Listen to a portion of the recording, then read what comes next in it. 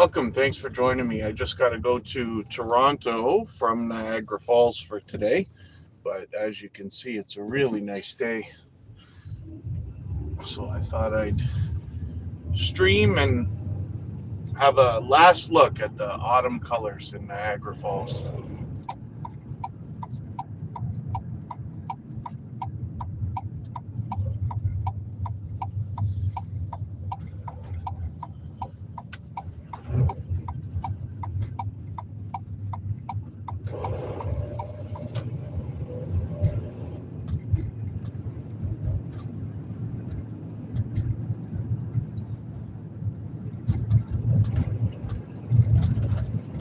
Scratch PPA, thanks for coming in. Glorious Platter, good to see you.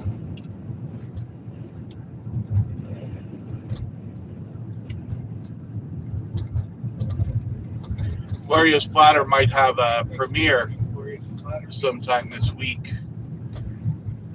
after Tuber Chat, but I might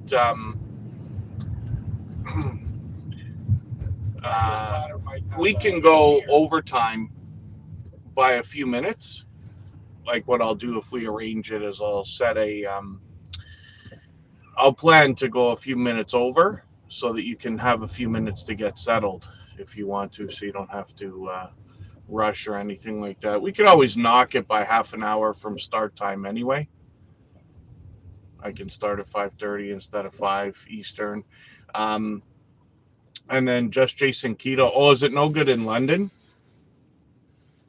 Yeah, I have to turns out I'm going to work there tomorrow. And then the only problem is that I have to, my third stop tomorrow is expected to be in Dunnville. So I got to like come through and then leave right away. But I'm expecting to have to go back first week of December. I've already got a day scheduled. We'll see if it sticks. My schedule with my new gig changes all the time. But yeah, nice to know I might be heading into weather that's not as pleasant as what we've got going on here. 5 degrees Celsius, probably 42 Fahrenheit, I guess. And then I'm just curious to know what the quality is like here. When I'm running the stream, it looks to me like it's kind of spotty, almost like the connection's not good or something like that.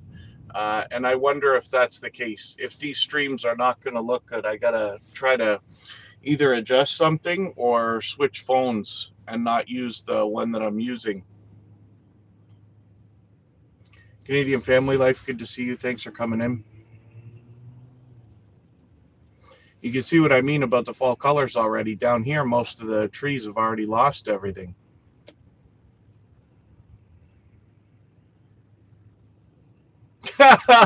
Glorious Platter says cold. I'd be opening windows and like putting the air conditioner on if it was 75.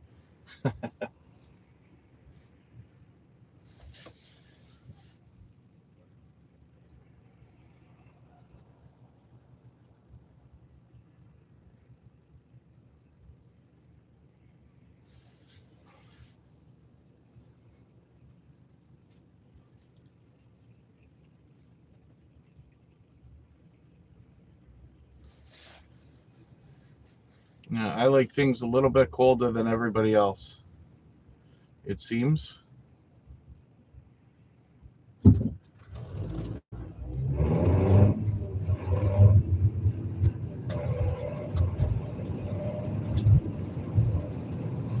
Oh, in New Brunswick is looking pretty much like this. It's kind of amazing how fast things change. Look, there's a tree. It's got all its leaves and everything else. And then, you know, there's a few here and there, and the rest of them have lost it already. It's a really small window that you have after summer before we get into what we consider winter. We've had a couple of snowfalls. They haven't been atrocious. But I don't know how many chances I'm going to get in good weather to film like this. The Winter Festival of Lights in Niagara Falls has started. Yesterday was the first day. And then I'll wait it out until we get a good snowfall so that it looks the way it's supposed to look. Because I already did a preview. They start turning the lights on a few weeks early. But when it's in its full glory, I'll try to get out and do a video or a stream.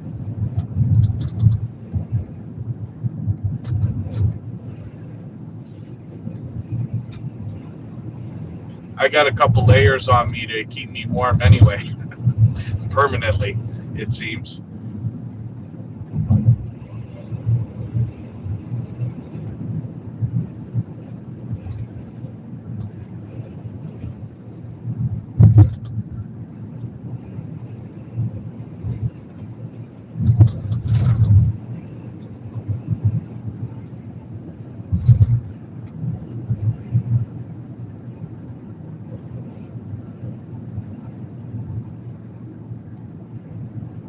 Yeah, the lights look so much more impressive, like it's the true Christmas or winter look when the snow is not falling, but has fallen, let's just say.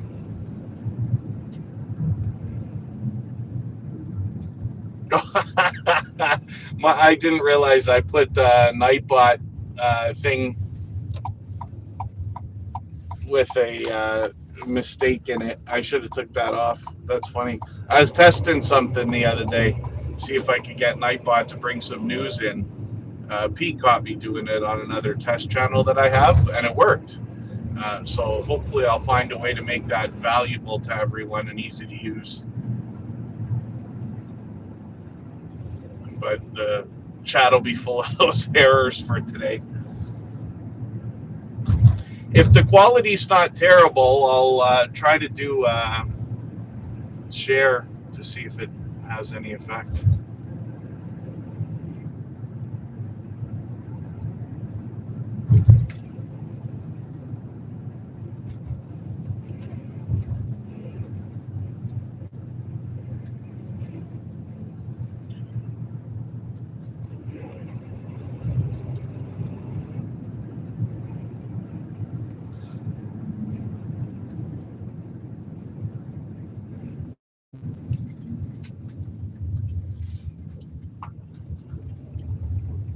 I got to look at the permissions on letting other people post on your community to see if there's a way to keep it somewhat controlled. And then there's a good use case for that. You can get people to share for you when you forget or don't do it. Oh, thank you, Jason. Yeah, it may be better than I think. That's good. It should be. I got both phones on the same network. I use Virgin, but it's actually Bell.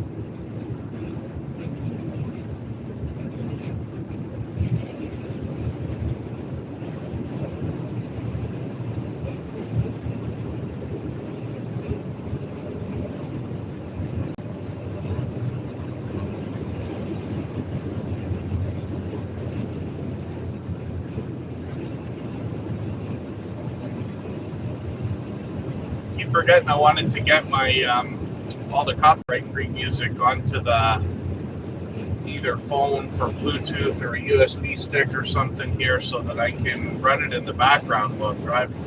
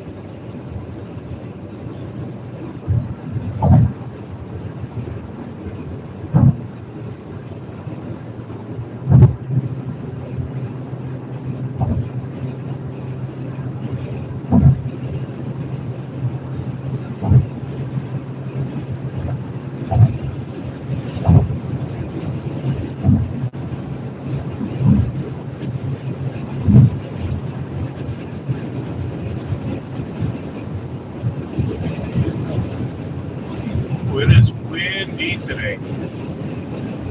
I got a family thing tonight, birthday, and just picked up a cake. And hardest thing, getting that thing in the van because it was so windy. Wants to blow the door everywhere. On these bridges, you almost struggle to drive in a straight line because of the wind.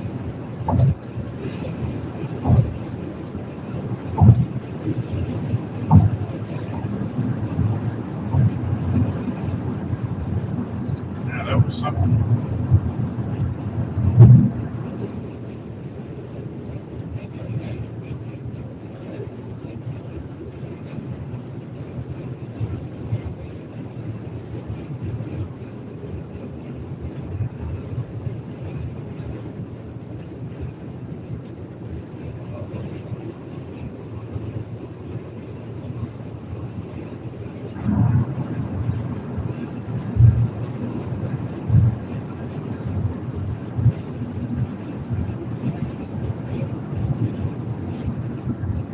Nobody's in a rush today.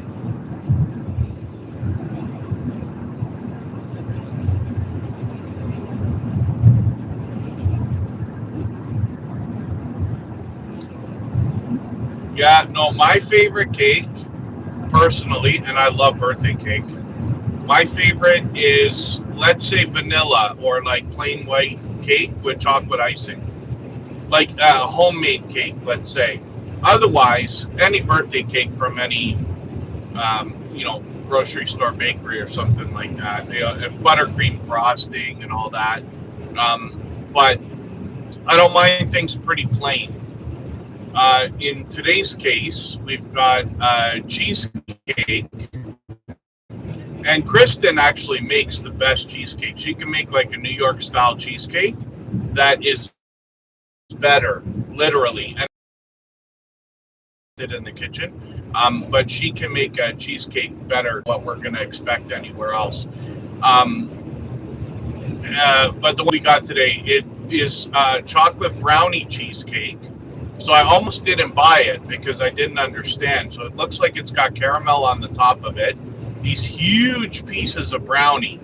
It's like half an actual brownie, and there's got to be 10 of them all the way around the top of the cake, and then chocolate around the side or whatever, and then it's cheesecake in the middle. So it's kind of like out of control. Should be delicioso, as I like to say. But my family, it's not a huge family or anything like that, but we get together for all these things, and we're lucky enough to be able to do that. And then when we do, everybody gets to pick like whatever you want for your dinner. We're gonna have, the family cares for anything that's not traditional anyway. And then some people don't prefer cake. Even I have in the past said like, no, I want like lemon meringue pie instead of cake for my birthday this year, or whatever. But Yeah, like I said, everybody gets to choose what they want, and then if we can make it, sometimes we will. My sister and I both love lasagna. It's like our choice every time, so we'll have things like that. Or tonight we're going to go out for this one.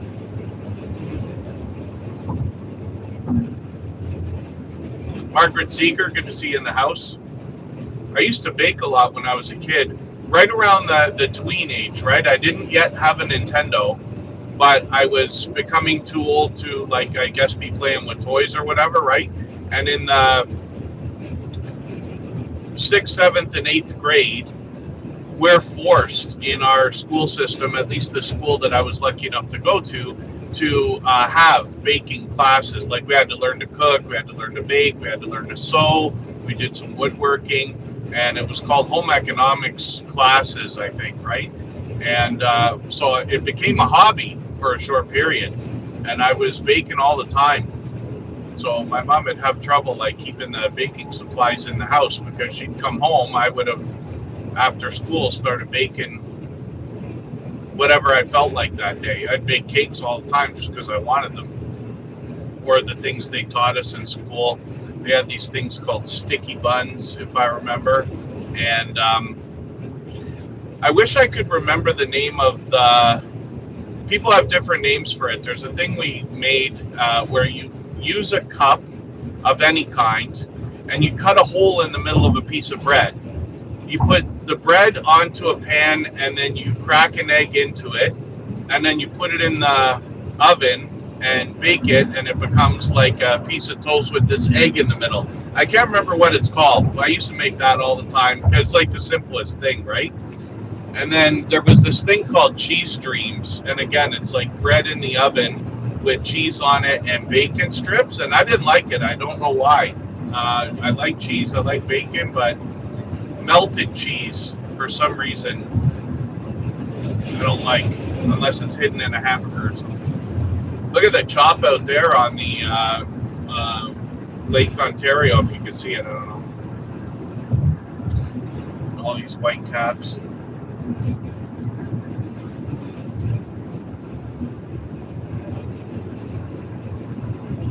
Lasagna is easy to make, it's just time consuming. I haven't made one in a long time.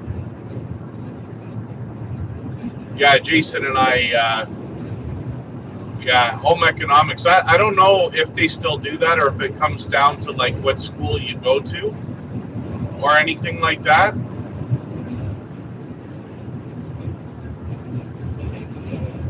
Trying to think of the ages too, but you'd be like, what, 11, 12, 13 years old, I guess?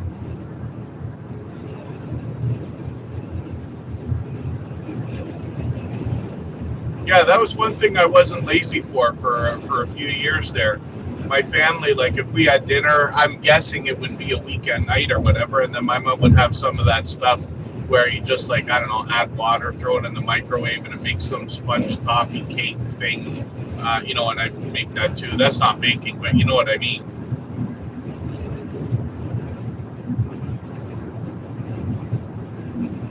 Yeah, this is a freeway. We have one toll highway that was built many years ago that goes on the upper end of Toronto, so that you can kind of skip the traffic if you want. And in my opinion, it costs a fortune, but very popular. I try to avoid it.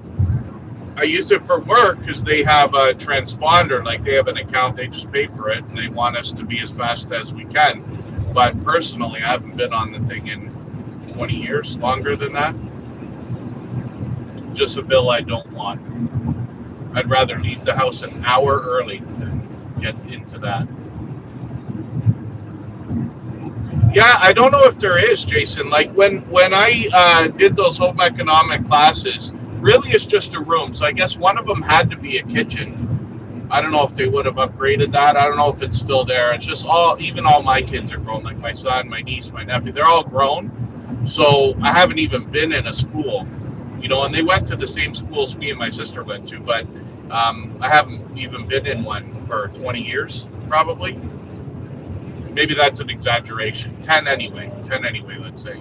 And I don't know if the equipment's still there, but they had like a full wood shop. We used lathes, and we had that oven that you bake, not food, like we had the kitchen for baking, but we had that thing, a kiln, I think you call it, and I forget if you make porcelain and then you bake it, right, and paint it and everything. I wonder if that's right. Connection of Lives and Interests, good to see you in the house. Thanks for coming in. Thanks for anybody watching. If you haven't already subscribed, I hope you will. Once in a while I do a stream like this, but more so, to be honest about it, is for you to keep me company while I'm driving for an hour and a half here, and to keep the channel active until I can get out and feel like walking again. But I do appreciate every moment everybody spends. But if you're watching and haven't come into the chat, and you can, then I hope you'll come and say hi, because everybody in the chat right now is a longtime friend, and everybody's friendly with each other and everything else. I don't think I put a restriction on the chat this time.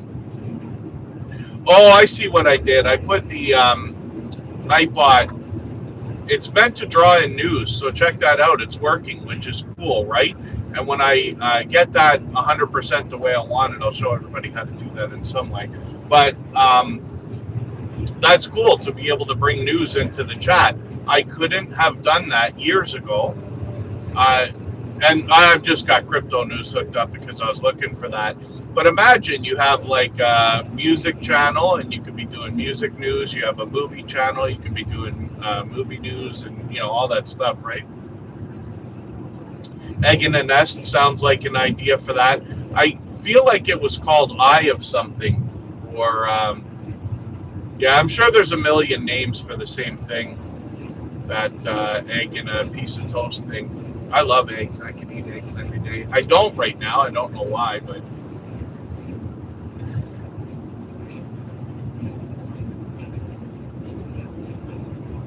Jason did a video actually of something I probably would like to try, where it's almost like hamburger meat, right? And then you wrap an egg into it, comes into this interesting looking ball, but like it's just seeming to be meat and egg, right? Keto friendly. Thank you, Gloria. Jason does his channel's all keto, so recipes that are low carb or no carb and things like that, which I should be way more focused on. I like that stuff. I haven't found myself in the kitchen nearly as much as I expected to be every week. Staring at too many crypto charts while they fall through the floor.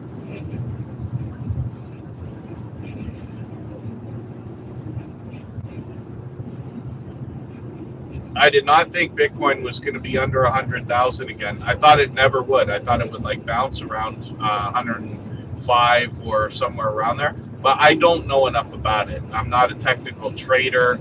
I haven't been in it long enough to understand like the cycles and things like that. But I am fascinated with it.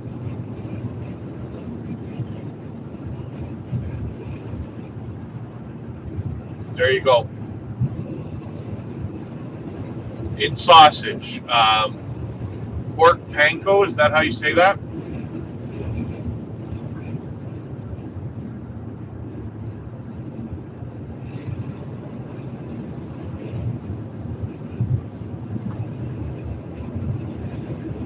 Connection of Lives and Interests likes wraps. When you're asking about ASMR channel contents, are you talking about when people make unattended live streams or videos where it just like kind of goes on for an hour, showing either a fish tank or clouds and rivers and mountains and stuff like that? Every type of content has its place, but the more engaging it is for the audience, the more you're going to get comments and things like that. I mean, if you look in front of what I'm driving towards right now, that's not a mountain. It's called the Niagara Escarpment. And what we learned in school says that it had been over whatever millions of years and this and that, between the water and the plates under the earth changing and all this stuff, a shift in some of the earth and rock and all this stuff. But if I was to film that, let's say, or anybody was, and just had it, looking as nice as it is. Even a drive stream like this, the content is not as engaging as a million other things could be. I get to talk, or the hosts that are doing it get to talk, so that's helpful. And hopefully there's no negative traffic occurrences. I mean, I could see how somebody would hope that there was, so that you could have content that would get tens of thousands or hundreds of thousands of views, but you don't wish it on anybody. But otherwise, we might just see some car weaving in and out of traffic. I'm sure that will happen more than once today. But having unattended live streams and things like that, in my opinion, you can only expect literally what you're going to expect to get out of it. I can't imagine a channel doing unattended live streams and things like that that's eventually going to get to not necessarily millions of subscribers or hundreds of thousands of subscribers.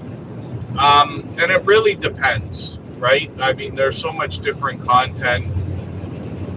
You can have these breakouts that are unexplainable and things like that. But if the idea is income, let's just say for a lot of people, a lot of my YouTuber friends be looking towards revenue and things like that, how many people are going to super chat when you just have drone footage going over a lake? I don't know. So I imagine it's not as much as doing like how-to streams where you're helping people figure out how to get certain things done. Doesn't matter if it's couponing, finding deals on travel, installing a light bulb, or all the different things that everybody can find on YouTube, which is literally everything now.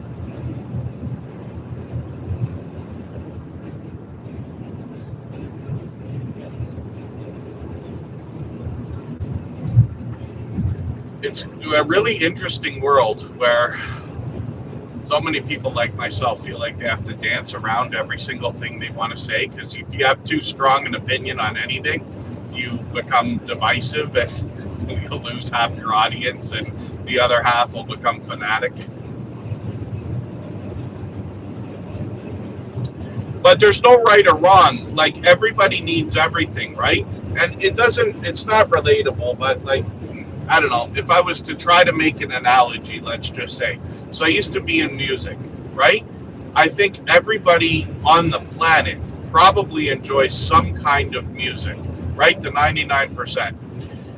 But everybody likes different kinds of music. And a lot of people like such a variety. After Spotify came out and this and that, everybody says the same thing. They're like, oh, I have a collection that you wouldn't believe, because I have all kinds of different music. I've got some classical, some country. I've got a couple of like Native American songs. I've got pop songs and Lady Gaga and Taylor Swift mixed in, right? But I think that's everybody. There are some types of music people can't stand. And then there's, other people who can take all kinds of music and really don't have much of an opinion. Not much of what I'm saying is anything anybody needs me to say. But if I was to try to make an analogy about content, so I used to be a DJ, right? A crazy, silly, fresh DJ many years ago. But I played all pop music. And one of these days, maybe there'll be an appropriate place for me to tell the story at length. But when I started I worked in a bowling alley, and some of those people, as they found I was becoming a DJ, they gave me a chance, and they said, you can DJ at our bowling banquets, right? So you're playing 70s, 80s, 90s, all the most popular stuff, everything you expect to hear at a wedding, right? And then, but I wanted so badly to be a nightclub DJ, which happened, but it took a couple of years, right? Radio station popped up right at the right time. I was connected to the right people and got brought in, which was wonderful. So during the 89, 90, 91 time, hip hop really started to take off. And this is after like Salt and Pepper and stuff like that. This is when Arsenio Hall had his TV show and was breaking artists every week.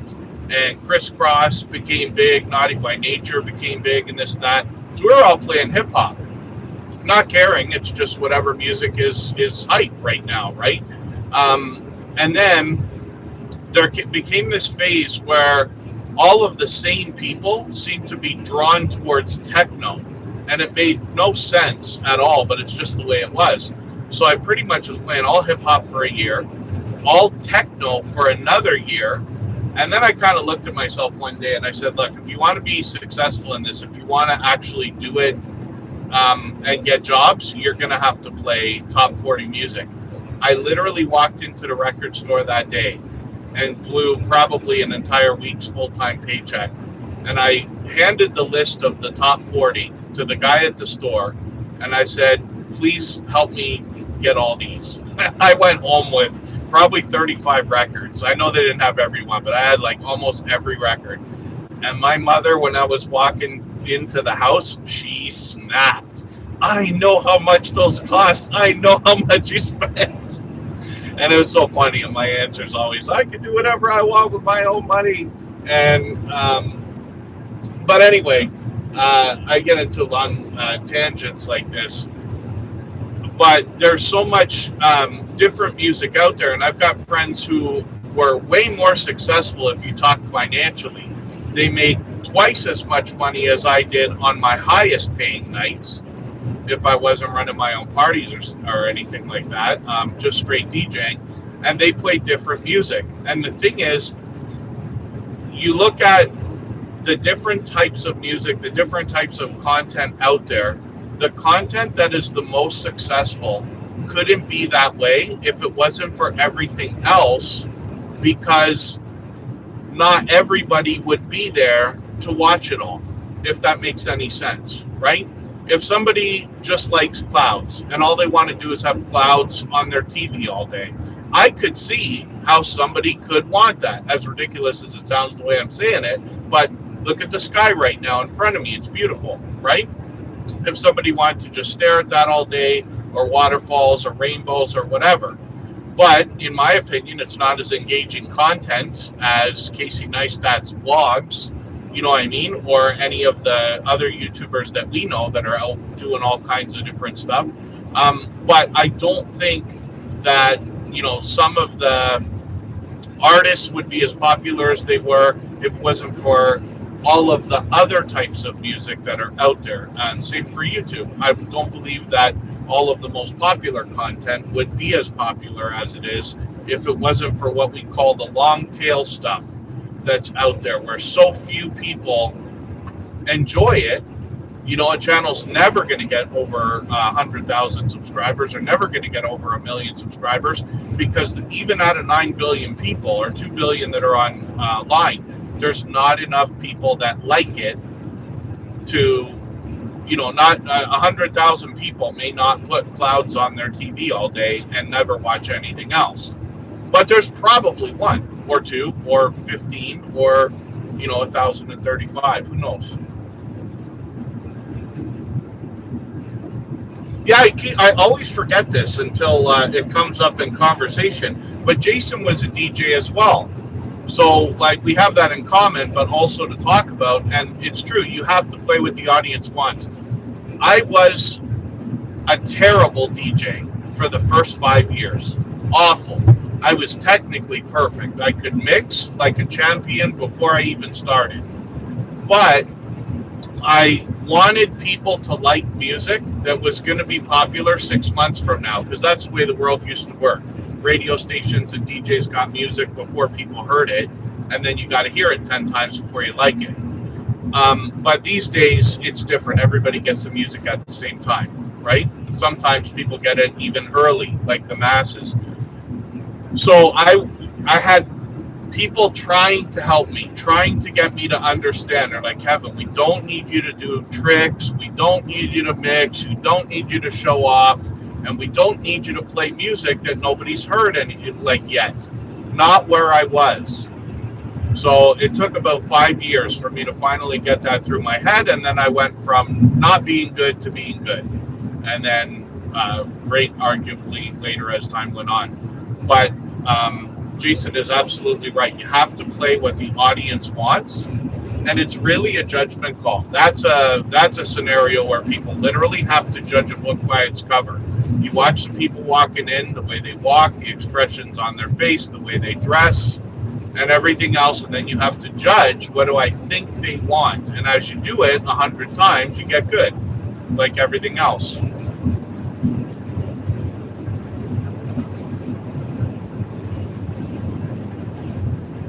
And I had a kid I used to hire to do parties when I would run the parties, because I can't DJ and run the door. But I would hire a kid, and he was good, never great, but what an attitude on this kid, because I talked and I said right out, right? We're having conversations. He's like, oh, I played at this club last week and they loved me. I'm like, well, that's good. That's great that they did. Oh, yeah, this manager, oh, he loves me. Oh, I'm going to be there forever. All right, well, yeah, okay. But I'm going to tell you something, man. You should dial that back a little bit, because nobody likes somebody obnoxious. And I promise you, the reason why you get booked once in a while and I get booked 5 nights a week is because I've been told I suck 1,000 times more than you have. And that makes me want to do better. Every single night that I'm out, it doesn't matter if it's a place I've played for 14 years, I am giving it all I have every single night. I want, first of all, people to enjoy themselves, right? For a DJ, let's say you're playing at a bar on Saturday night. Those people worked all week. They're looking for some kind of entertainment and fun, so there's a responsibility there. Secondly, I do like to show off, so that means that I would be doing that constantly. I just got better at doing it later. Connection of lives and interests runs for people like that these days. Hey, I promise you, I've said just as many obnoxious things as anybody. I've said dumb things. I've been called out. And, you know, it's your friends that teach you lessons, maybe even more than family, over life, about some of the things. You know, as we all get older, we have regrets. I hope not everybody has, like, you know, regrets you have to lose sleep over and everything. But you do have these little regrets, like where somebody pointed out, hey, maybe you shouldn't have said that. Maybe you shouldn't talk like that. And then I'm like, oh, wow, I can't believe what a ridiculous thing to say that was. I hope I don't do that again. And I've done that with my family. I say to my family and to my friends all the time, I go, if something's wrong, just please tell me so I can fix it. Because I don't want to be making people upset all day. I don't want to be, you know, having things drag on where somebody resents you or doesn't want to talk to you. I feel like I'm drawn to people who care about other people, and that's by choice. If I showed you all the things I watch on YouTube that are outside of the Tuber Chat family, it's still always people who I think care about people. And they don't have to be told. It doesn't have to be a conscious thought. It's just people who are not out necessarily taking advantage of every opportunity and thinking they know everything and all that kind of thing. Yeah, obnoxiousness. So, I mean, you hope that your advice, when older people are talking to younger people, my bet is that most of the time you're hoping that you can influence them to be a little bit better. I haven't talked to that particular guy in just a long time. I know he's done well and, you know, married and all this stuff, which is fine. But you just hope. You hope that your advice can help people. Because I promise you, I've had friends that have been just as hard on me as I can be on them. Most people here in YouTube will know, like, oh, well, Kevin's a nice guy, he, you know, and everything. But my friends and I, we are hard on each other, like really hard on each other. And I know most sets of friends probably are, right? The people who really, really, really know you. But yeah, you hope though that you can have some kind of an influence that helps people, I don't know, become a better version of themselves, as much as I like to get into all that cliche stuff. But it's true.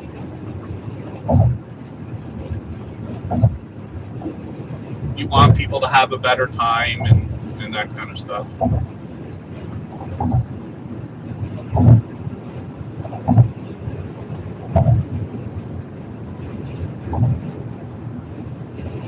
Yeah, I'll tell you a story about doing something obnoxious, but it was because it was funny.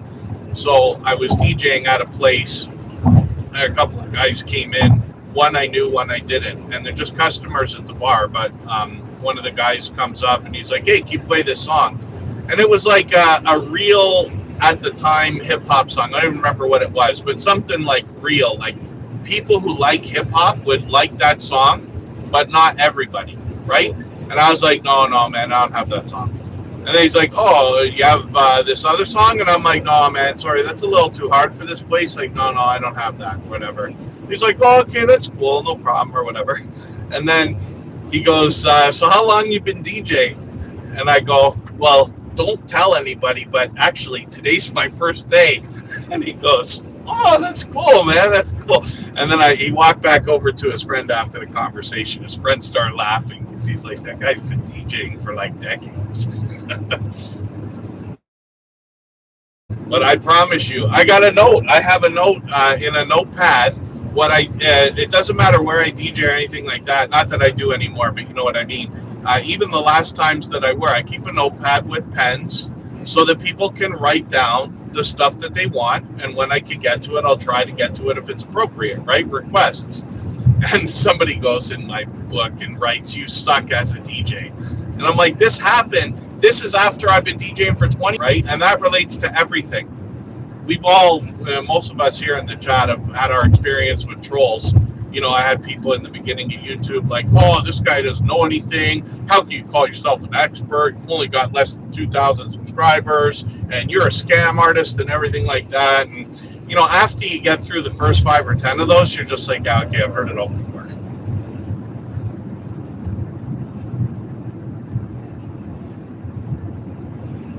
Oh, yeah, my favorite, I got a whole crew of people at that place I used to play for 14 years. I keep bringing it up because I've streamed from there a couple of times.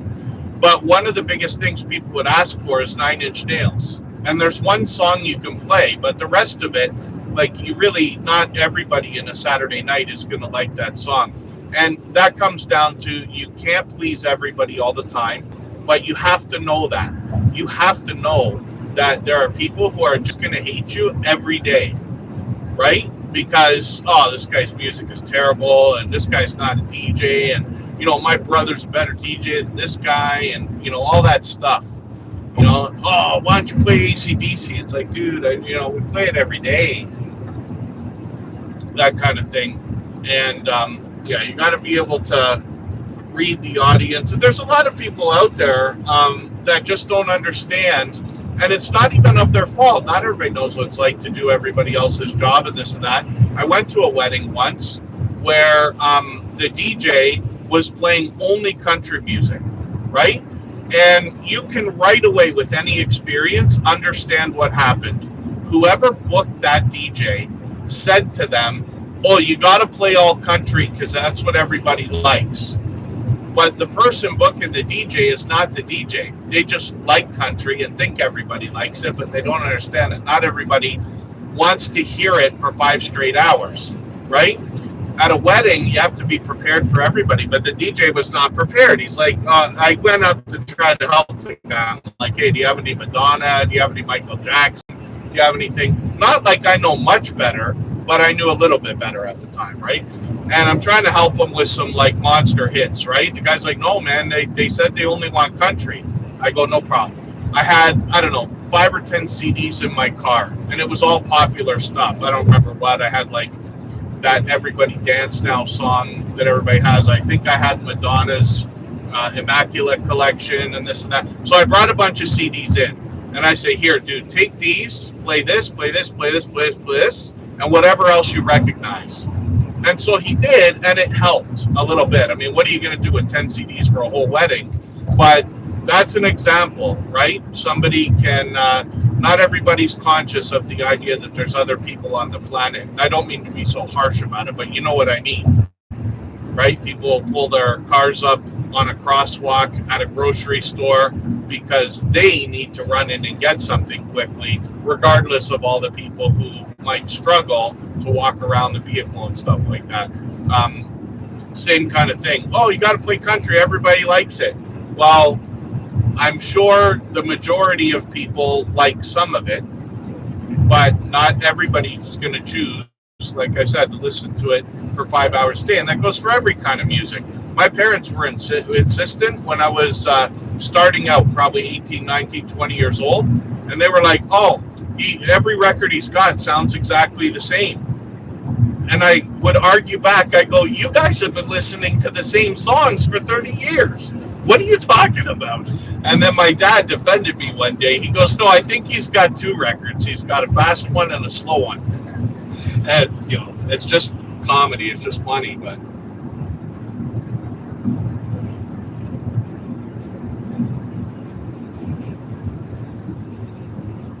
Oh, lists of artists they don't want played. That's just as fun, because you know that when whoever's on the list, somebody else is going to come and ask for it because they don't know. Yeah, that's got to be a nice challenge too. But these are the things that eventually make you better, right, over time. Because I promise, I was terrible. One of the first gigs I got when I was a kid, this guy gave me a chance. I was awful, like the worst in history. And I even showed up dressed like basically a clown, but I did a party for like a McDonald's head office thing or whatever here in Toronto. I remember the building when I passed by it, and I had no idea what to play. I just no clue, and I don't know what my problem was at the time. I just had no experience. So I played like In Excess, Need You Tonight, and that everybody got on the dance floor. It was like the only song anybody danced to for like the first 2 hours. And I literally went on the mic. I'm like, okay, don't leave the dance floor because I'm going to play another song, because I was so awful with zero experience, right? I played, records in my bedroom or played like at other people's house parties where nobody's dancing, but never at a real job. And yeah, I don't think that was my first one, but it was between the first 2 or 3. It was awful. But that's part of what can make you better later, is looking back and saying, like, that was terrible, don't do that again. But In Excess, Need You Tonight is a song that can get played probably in any bar, any Saturday night. And even though we're 30 years later than that time, that would probably still work.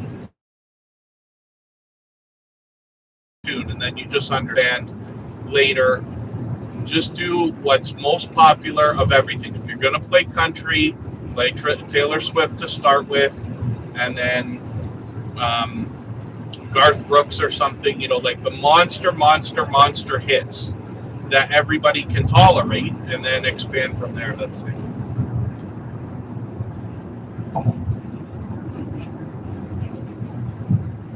Oh, no alcohol. That's funny. A dry wedding. I wonder what he meant when he said dry wedding. I hadn't heard of that, but yeah, it makes sense. Lots of reasons why people might do that, obviously.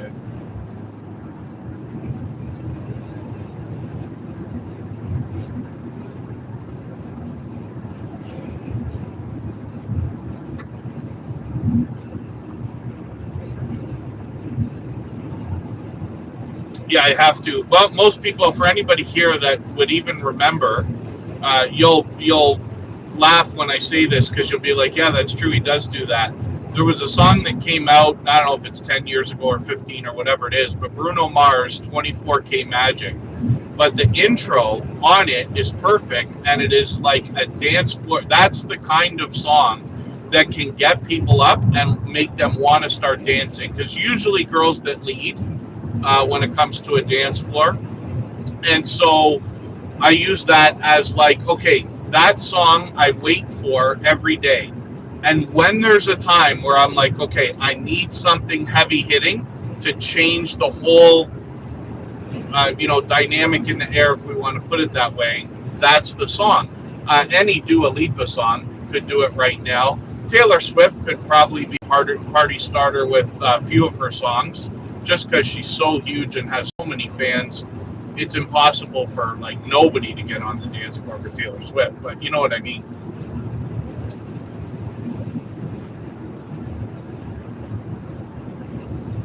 Yeah, I shouldn't have done the last few gigs that I did. there was one place that brought me, because I, like I said, worked there for 14 years, and they brought me back for a couple of special events, and I was happy to have done those. But I've had a couple of other things. I didn't stream because I didn't know what to expect in the beginning of the night, and they were just like awful. What usually happens, because I went, and forgive all the, like personal talk or whatever, but when I went from DJing to eventually managing bars and then running a big place later. The last place I ran had a capacity of 3,000, and I was responsible for half of it, which was two separate places basically, 1,500. So a very big place, and a staff of like 50 and everything else. So it was cool, but I hung on a little bit longer than I should. What happens a lot of the time, because I became a manager and I've always been good at promoting and everything else, is that a lot of places will bring me because they will say, oh, we're on our last legs, we're going to go out of business, what should we do? And then somebody will say, well, there's this one DJ, this guy will get an older crowd in here, and he knows how to run the place, treats it like a business and everything. And then they bring me in to save it. And that's happened again and again and again. I did it for a teen nightclub. I did it for a bar in Newmarket that had been around for 30 years. And, the problem is they always bring me in when there's no budget left. And it's like, okay, well, you can't do a miracle in one day. Not all of my ideas work. I'm not the kind of person who usually packs a place in one night. It usually takes me 3 months, but then when the crowd is there, they won't leave, because I have a lot of different everybody does, but I have a lot of tricks that I would use.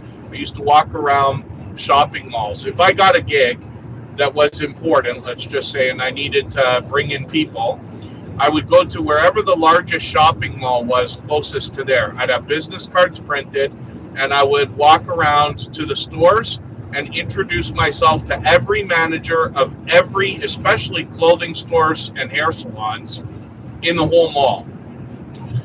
Say, hey, this is who I am, doing a party this day, if you want, give me a call, I get you on the guest list, get all your people in, make you look good. Then I take it a step further. So what I would do is I'd make it look like it was an official mall staff party. I even registered at one point the domain mallstaffparty.com, which was ridiculous, but it was, again, just to show off. But then what I do is I would print real tickets for the night and, have all the information like, oh, special guest DJ, and this is the place, and, admit one and everything. And I print real event tickets. Then I put them in an envelope with a sticker on the front that says attention manager. I'd walk into the stores again 2 weeks later with those envelopes in my hand, knowing that the staff is all gonna look at who's this guy who's just walking right into the counter, not looking at the stuff, and asking for a manager. Because if anybody asks for a manager in any retail place, the whole staff's gonna be like, oh, what is this complaint going to be about, right? Everybody wants to know. I'd hold the envelope so that people could probably see it. And then I'd say, just a little bit louder than you need to, hi, I'm here to make sure that the manager gets these. And do you mind making sure that they get them? They're just tickets for an event. And then the whole staff, as soon as I walk out the door, is going to talk to each other. And then the tickets inside, I would give them like 10, right? Enough for 5 people to bring a guest. And sure enough, a night would come up, and even in the smallest mall, last time I really put that trick to work, 40 people showed up. You know what I mean? And that's like how kind of Groupon works now. Groupon is like, you don't need us to try to beg you to bring us into your business. All you got to do is count the people who come in with the deal, and you know whether it works or not, right? So, that's one of my special tricks, but it works it could work to a lot of different businesses, let's just say. But it costed next to nothing. I happen to be a print broker, so it's easy for me to get printing cheap, but anybody could go to a store and print on those Avery labels or business cards or whatever, or they've even got tickets. You can print anything you want.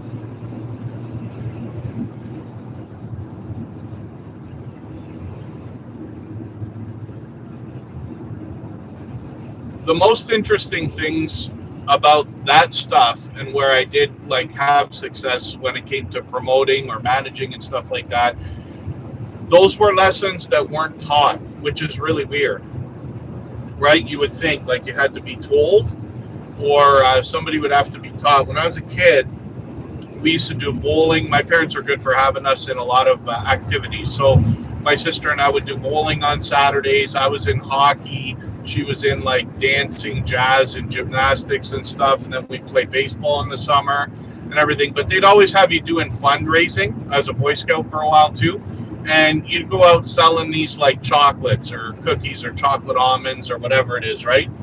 And the first time I was asked at how old could I have been, 9 years old, 10 years old, 11 years old, and they said, you got to go and like sell these chocolate almonds because, you know, it's fundraising for our trophies and our, you know, expenses and stuff, right? And they'd say, how many boxes do you think you can sell? And I'm pretty convinced, I can't remember for sure, but I'm pretty convinced that the conversation went somewhere like, how many boxes do you think you can sell? I said, well, how many boxes do you have?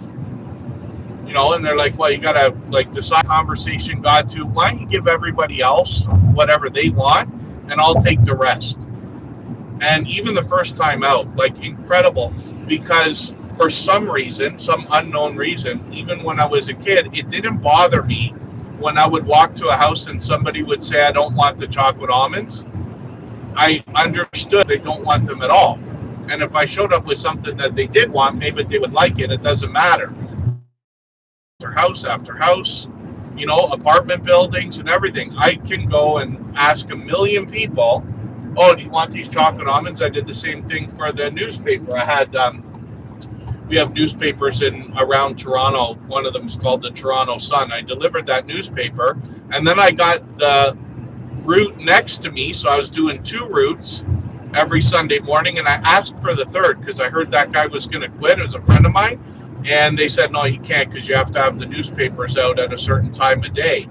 But the amount of time and the like million, you know, only 1 out of 4 people, I think, even got a newspaper subscription. But it didn't bother me to go walking up to the house, hey, do you want to subscribe to the newspaper? And they'd say no. A lot of people have to be taught that, and I understand. It's grateful that there's people out there who can teach, including myself now, when it comes to that kind of thing. But a lot of things just come down to numbers, and you know, this comes back to the idea of like what we're talking about, whether it's DJing, whether it's content on YouTube. You can't please all the people all the time. It's almost impossible. Even the biggest YouTubers, the ones with tens of millions of subscribers, or I guess hundreds of millions now, or whatever it is, they're still going to have trolls that say they don't know what they're doing, you know, and everything else. You see it everywhere. But thank you, everybody, for hanging out. Thank you, Connection of Lives Interest. Thanks for hanging out, Pete, Jason. Thanks for keeping the conversation going. I will be where I'm going probably in another, I'm guessing, 20 minutes or so. Here we go with the traffic now. I don't know if it's true. I saw these posts a couple of years ago that said that Toronto's like literally been labeled as the worst on the planet for traffic. I remember a movie called called Office Space, one of my favorite movies ever, and they joke about the traffic right at the beginning of the movie. Spoiler alert for anybody who didn't watch it 30 years ago.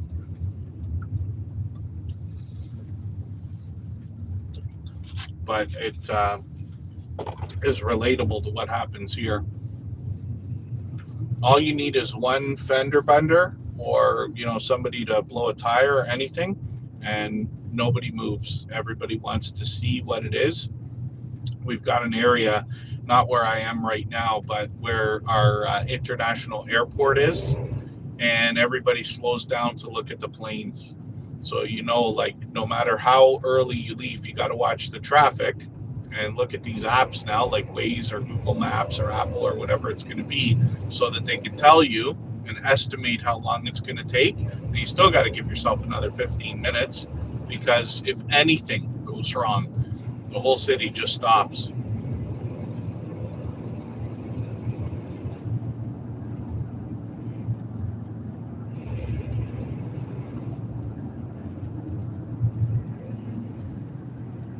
Yeah, you're right. Just Jason Keto. I'll bet you, like, there's people that got people trying to shut their channels down and everything else.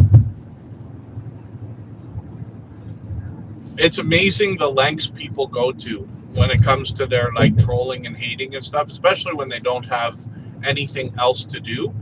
We've had people, like, trying to email the government, and, like, not me personally that I know of, but other YouTubers that have been connected to, where people, like, call the airport and say, this guy's coming, from a vacation, make sure you stop him.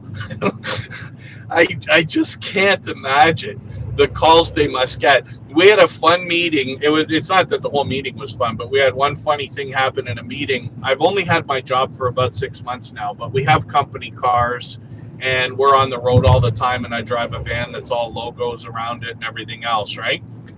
And we were like, somebody asked, what happens with the drivers? Like, do